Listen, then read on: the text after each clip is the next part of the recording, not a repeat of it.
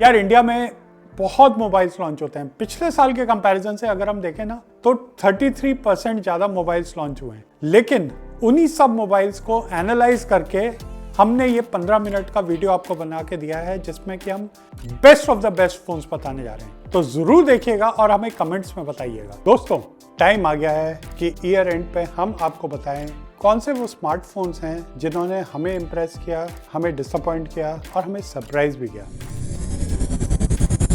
लेकिन ये बात इतनी सिंपल नहीं होगी, क्योंकि आज हम शुरू करने जा रहे हैं एक ऐसी जर्नी लास्ट 1 ईयर की जिसमें कई स्मार्टफोन्स आए। पहली बात तो मैं आपको बता दूं, 2025 was unlike any other year, जिसमें स्मार्टफोन कंपनीज ने बाउंड्रीज को पुश किया। जी हाँ, जेन्युइनली बाउंड्रीज को टेस्ट किया कि कंज्यूमर्स को क्या अच्छा लगता है, क्या बुरा। ये एक बहुत अच्छा फैक्टर था। कई स्मार्टफोन इनोवेशंस हमें देखने को मिले और यही नहीं, बाउंड्रीज भी ब्लर होती गई। जो पहले आपको एक यूनिकनेस दिखती थी स्मार्टफोन्स में, वो नहीं देखने को मिली। इसी पे मैं आपको और बात बता देता हूँ कि हमारा एक बहुत ही स्पेशल एपिसोड आएगा जो कि स्मार्टफोन एवोल्यूशन जर्नी को कवर करेगा और स्मार्टफोन्स फ्यूचर में कहाँ जाएंगे वो भी बताएगा। न्यू ईयर से पहले इस एपिसोड को देखना ना भूलिएगा और हमारे चैनल को फॉलो करिएगा। दोस्तों, हम करने जा रहे हैं ऑडिट ऑफ 2025 स्मार्टफोन्स और मेरे पास है दो सबसे बेहतरीन स्मार्टफोन इस ईयर के, iPhone 17 pro and Google Pixel 10 pro. लेकिन अब ये मत समझिएगा कि मैंने जज करके जजमेंट दे दिया, बिल्कुल भी नहीं। मैं आपको बताऊंगा अलग अलग कैटेगरीज में कौन से स्मार्टफोन्स हैं जो स्टैंड आउट होते हैं। ये दो फोन्स हमारे विटनेस रहेंगे इस पूरे डिस्कशन। तो शुरू करें। पहली कैटेगरी पे आ जाते हैं, यह है इनोवेटिव कैटेगरी। इनोवेटिव कैटेगरी में एक खास बात जो रही है वो है ये फोन्स ने इनोवेशन की बाउंड्रीज को पुश किया, जो पहले होता था उससे बेहतरीन किया, और इसीलिए ये हमारे इनोवेटिव कैटेगरी के टॉप फोन्स हैं। इसमें सबसे पहला नाम आता है गैलेक्सी Z Fold 7 का। गैलेक्सी Z Fold 7 अपने प्रीडेसेसर से ऑलमोस्ट 4.6 mm पतला है। ये एक बहुत बड़ी बात है। साथ ही इसमें S Pen आ जाता है, जो पहले एक सेपरेट केस में होता था, अब with in the phone. So it is definitely a game changer for the market from a perspective of productivity, and it is a very big productivity beast, if I could use that term. वहीं बात कर लेते हैं Vivo का X Fold 5 जो phone है, वो 6000 mAh की बैटरी के साथ, और इसमें एक बहुत ही पतला इंटरफेस अगेन हमें देखने को मिला। एंड पहले जो मिथ था कि बैटरी इतनी बीस्ट नहीं हो सकती है, स्मार्टफोन पतला है, Vivo ने somehow उसे ब्रेक किया, and therefore Vivo is the next innovator in our segment. आगे हम और सेगमेंट्स की भी बात करेंगे, चलते हैं उस पे। अब बात कर लेते हैं आइडेंटिटी क्राइसिस अवार्ड के लिए, और ये वो सेगमेंट है जिसमें फोन्स को एक रियल में आइडेंटिटी क्राइसिस था कि वो है क्या। और ऐसे बहुत सारे फोन्स आए, लेकिन इनमें जो टॉप 3 फोन्स थे, फर्स्ट वाज आईफोन 17 एयर। ये फोन लॉन्च हुआ 1,19,000 के प्राइस पे इंडिया में। इतना पतला जितना आईफोन पहले कभी नहीं था, और इसकी बैटरी भी उतनी पतली थी। सो एप्पल ने इसके साथ एक केस प्रोवाइड कर दिया, और केस के साथ अगर आप इसे देखें तो ये वापस वैसा बन गया जैसा कि कोई और आईफोन है या उससे भी थोड़ा मोटा। I don't know why this phone was brought in the markets. इसमें सिंगल स्पीकर है और इसमें और बहुत सारी प्रॉब्लम्स है बैटरी से related. Processor of course A19 Pro, amazing processor, cameras are good, but was this phone really priced at the right level? क्या इसकी इंटेंट सही थी? अगर एप्पल की माने तो इसका एक वर्जन 2 भी आने जा रहा है next year. It will be interesting to see कि एप्पल इसमें क्या चेंजेस लाते हैं। वहीं बात कर लेते हैं दूसरे फोन की, तो गैलेक्सी का S25 Edge, जो कि एप्पल का ही कॉम्पिटिटर था इस सेगमेंट में। सैमसंग ने डिसाइड किया कि वापस से वो 2016 में जाता है और वैसे ही एज इंट्रोड्यूस कर देता है। कर्व स्क्रीन फिर से वापस आ गई और एक्सीडेंटल टचेस फिर से बढ़ गए। अब इससे किसको फायदा हुआ और सैमसंग ने इस फोन को क्यों लॉन्च किया? देखिए, ये फोन जरूर बहुत ही गुड लुकिंग फोन था, but was it really effective? No.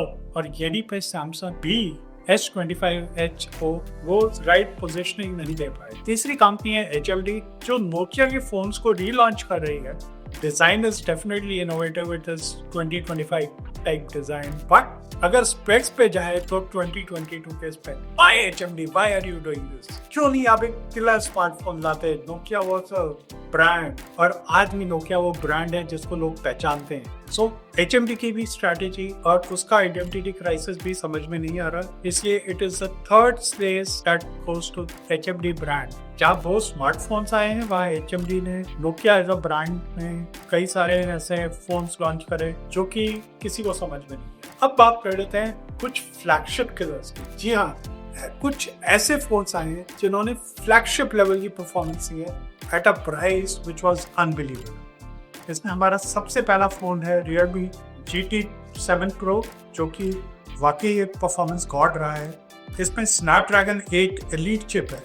मैं तो सोच भी नहीं सकता कि अंडर 55K के फोन में Snapdragon Elite चिप है, और इसमें 240 वॉट की सुपर फास्ट चार्जिंग, यानी कि 9 मिनट्स में आपका फोन, आप ब्रश कर रहे हैं, तैयार हो रहे हैं और आपका phone is fully charge. And gaming के लिए तो इट इज अमेजिंग डिवाइस। वही दूसरा फोन जो हमारे को अच्छा लगा वो iQOO का 13 लेजेंड है। It was an allrounder. अगर इसकी डिस्प्ले की बात करी जाए तो इसमें एमोलेड पैनल है, 4000 निट्स का कैमरा भी एक अच्छा कैमरा है। It's not amazing but it's decent camera, और फ्लैगशिप परफॉर्मेंस है मिड रेंज फोन होते हुए, तो it is a true successor to the flagship throne. And ये फोन्स दोनों हम अगर बात करें तो वो फोन्स हैं जो आप अगर फ्लैगशिप लेवल के फीचर्स स्पेक्स चाहते हैं बट आप फ्लैगशिप मनी भी पे करना चाहते हैं और फ्लैगशिप ब्रांड के लिए नहीं जा रहे हैं, तो ये फोन्स को आप देख सकते हैं। इसी सेगमेंट में अगर हम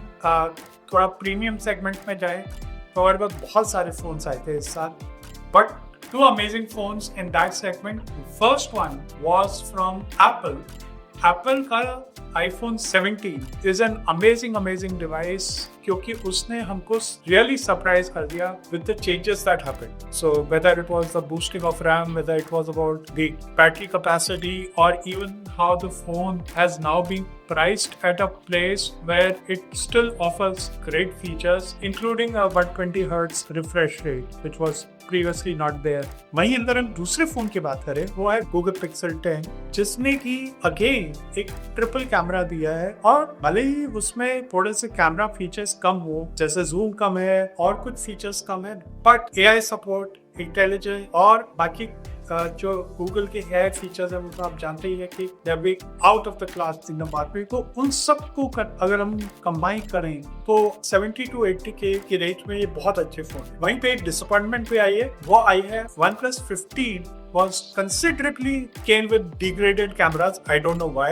Or of course, OnePlus is becoming more like iPhone from the look of its OS. और लोगों को समझ नहीं आ रहा है कि OnePlus ने ये कैमरास और ये डिजाइन चेंजेस क्यों किए। So OnePlus was a disappointment in this segment.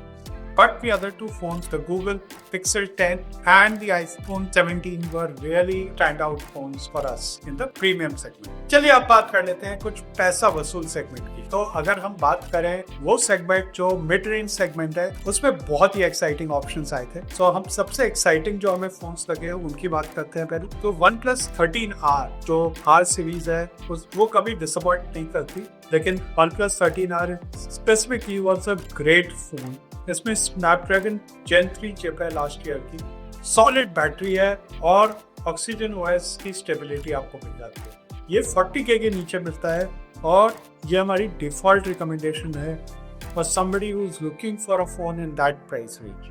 Nothing full 3 है, नथिंग का डिजाइन, उसका ग्लिफ इंटरफेस कि हम बहुत बार बात कर चुके हैं। We are really amazed with what Nothing offers in terms of its design innovation. अब जो है वो ग्लिफ में म्यूजिक का भी विजुअलाइजेशन दे रहा है। सॉफ्टवेयर एक्सपीरियंस बिल्कुल पिक्सल जैसा क्लीन है, बट हार्डवेयर बहुत ही अमेजिंग है नथिंग फोन्स का, just because of the glyph interface and the way the notifications play out, और आपको म्यूजिक भी उसी तरह प्ले आउट होता है। तो ये एक बहुत ही यूनिक चीज है। वहीं Moto Edge 60 Pro की अगर हम बात करें तो ये IP68 रेटिंग के साथ आता है। इसमें वायरलेस चार्जिंग है और कर्व डिस्प्ले है, लेकिन इसका प्राइस अंडर 30K। सो Motorola के फीचर्स और कैमरा भले ही थोड़े एवरेज हो, बट इसमें एक चीज तो खास है, ये भी स्टॉक एंड्रॉइड के क्लोज एक्सपीरियंस देता है and that's what makes Motorola phone special.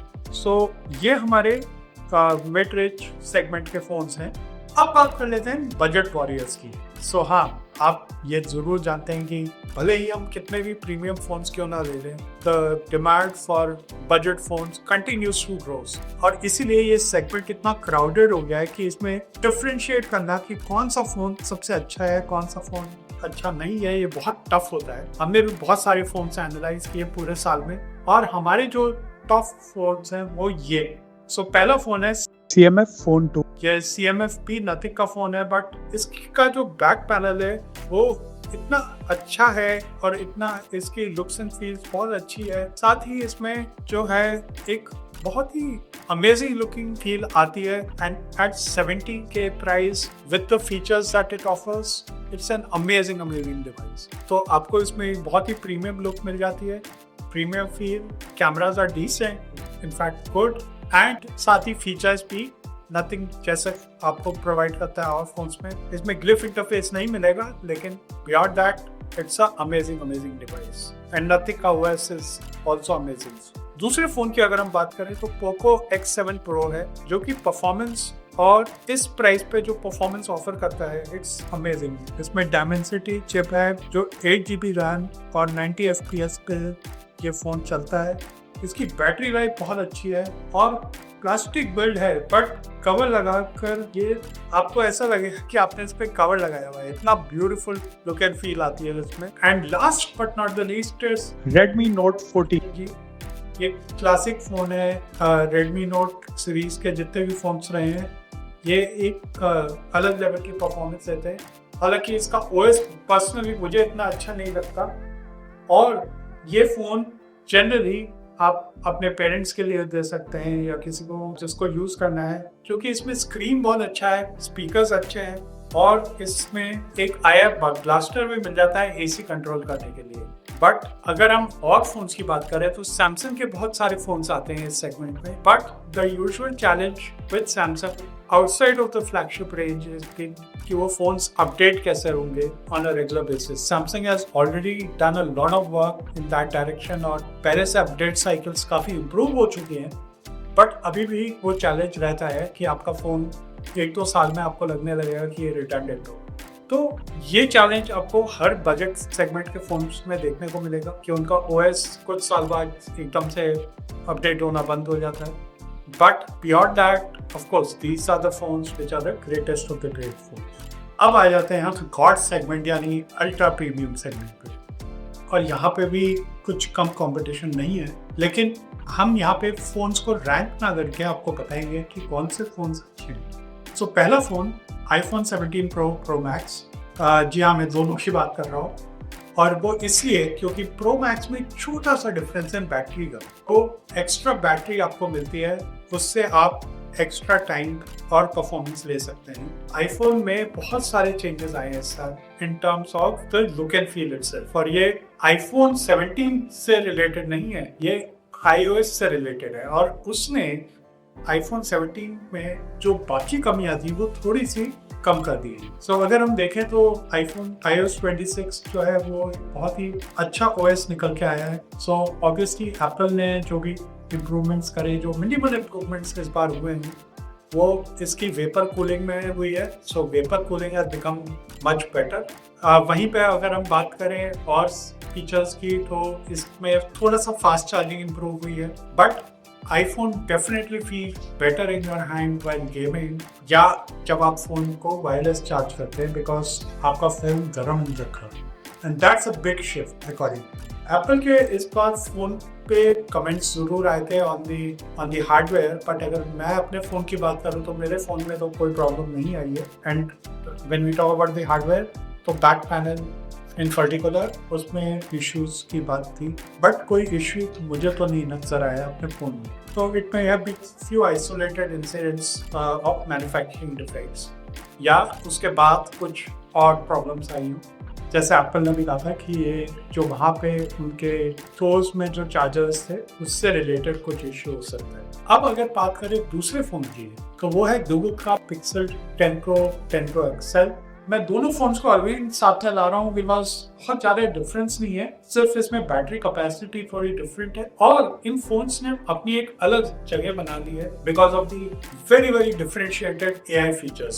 सो अगर आप मेरी इंडिविजुअल राय जानना चाहेंगे तो मैं बोलूंगा गूगल पिक्सल 10 Pro के AI features are vastly ahead of any other phone and this is because Google ने ऑन डिवाइस एआई को इतना इम्प्रूव कर दिया है। चाहे आप कॉल स्क्रीन ले रहे हैं जो कि अब इंडिया में लॉन्च हो चुका है, चाहे आप मैसेजिंग में ले रहे हैं रीमिक्स फीचर, चाहे आप फोटोज का फीचर ले रहे हैं, चाहे आप मैजिक क्यू ले रहे हैं, चाहे आप कैमरा कोच ले रहे हैं, there are so much if AI. And अभी गूगल ने गैमा भी लॉन्च कर दिया है जो कि आगे चल के और एआई प्रोडक्ट्स में इंटीग्रेट होगा, तो you will see more on device AI coming from Google for sure. तीसरा फोन जो रॉक सॉलिड परफॉर्मर रहा है ईयर का वो है Samsung S25 Ultra। We are almost on the verge of S26 series, but S25 Ultra has been a very strong performer thanks to its camera, thanks to its AI features, and the way Samsung has done some very very nice nifty changes to its phone OS, and now you can feel it that it's much lighter. It has got very useful features and Samsung ने अब OS की updates को भी stronger कर दिया है, तो ये एक अलग इम्पोर्टेंट फीचर है। वहीं Vivo X300 Pro has been another good phone in this segment. Vivo X300 Pro is a big challenger in this segment thanks to its 200 megapixel camera, which is like as good as a spy camera. लेकिन अगर आप मुझसे पूछे तो Vivo has not been a consistent performer for the last few years, but now I can see that Vivo is really wanting to get into the ultra premium segment, and that's a great news because beyond getting more competition, Vivo phones are considered to be very very smartphones and very good looking phones as well. So Vivo X300 एक अलग differentiation लाएगा इस segment में हमारे। तो अभी तक के लिए ये फोन्स जो हैं ये हमारे टॉप परफॉर्मेंस फोन्स आए हैं अलग अलग सेगमेंट के। तो अगर मेरे से पूछा जाए कि कौन सा फ़ोन लेना चाहिए, कौन सा ड्रॉप करना चाहिए, तो ड्रॉप तो ऑफकोर्स आपको iPhone 17 Air, Samsung Galaxy S25 Edge और any of the other brands जिनके फोन्स इतने स्ट्रॉन्ग नहीं है, including Nothing Phone 3a and 3a Pro are great phones, but Nothing Phone 3 was a bit of a disappointment. जो phones लेने चाहिए वो हमने आपको ऑलरेडी बता दिए हैं। हमारे को कमेंट्स में जरूर बताइएगा कि आपको कौन से फोन्स अच्छे लगे, कौन से फोन्स आप इस लिस्ट में ऐड करना चाहते हैं और कौन से फोन्स आपको लगता है कि नहीं ये फोन्स शायद इस लिस्ट में नहीं होने चाहिए। हम आपके व्यूज को ऑनेस्टली बहुत रिगार्ड करेंगे क्योंकि ये तो हमारी चॉइस है, आपकी अपनी चॉइस हो सकती है, आपकी अपनी रिसर्च हो सकती है, and we value all the feedback that you get as from our community and we look forward to hearing from you. तो जरूर हमें अपने कमेंट्स बताइएगा और ऐसे ही वीडियोस के लिए हमारे साथ जुड़े रहिए। Wishing all our patrons, all our followers, जितने भी हमारे सब्सक्राइबर्स हैं और जितने भी लोग हमारा कंटेंट देख रहे हैं, a very very happy and prosperous new year 2026। आप सबका अगला साल खूब मंगलमय हो और आपको ढेर सारी खुशियाँ मिले और हमारी तरफ से तो टेक अपडेट्स मिलते ही रहें। Bye bye.